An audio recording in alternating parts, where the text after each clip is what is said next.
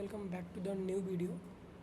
In this video we are going to learn about the post requests. In the last video we have learned about Node.js, like how to run a live server, and in this video we are going to learn about the post request. So from the name post you can understand, like in the post request we used to post some data to the server.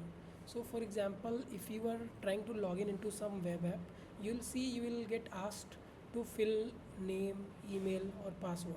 So these data, whatever we fill, we send this data to the server, and from that data server respond. So we are going to create a small route to understand about post request.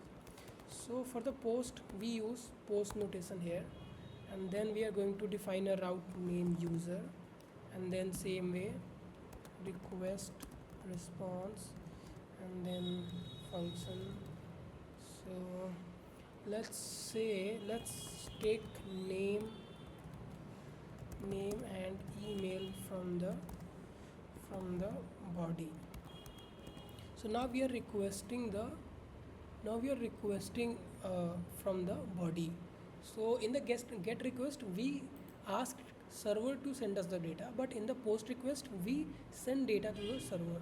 So now if you can see, we have asked name and email from the body, so from that endpoint, basically /user. So let's console log this to know what we are trying to get. Let's say received data request dot body, and again let's send some response to the endpoint also, so that we know it is working or not. Let's say user with email created successfully.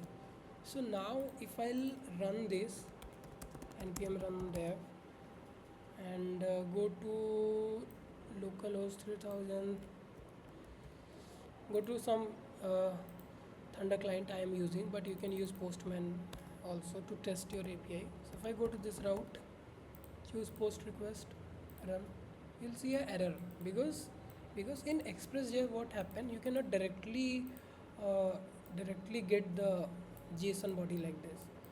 Also we haven't sent it, so that's a mistake. Let's write here. So here we will write name, let's write Praveen, and then we'll in the next line we'll write email. So praveen@gmail.com. So in the body we are sending JSON data, name and email. That is what we are needed here. So let's save and try to run now. See, still it doesn't work because request.body does not able to destructure it properly. So we need to use here one small line, because in Express.js you need to tell the server that you are getting a JSON data. So you need to use app.use express.json. So if you save it now and go to this and run it again, so see, this worked perfectly. Right now the status is 200, and you got the response as well, that user Praveen with email praveen@gmail.com created successfully.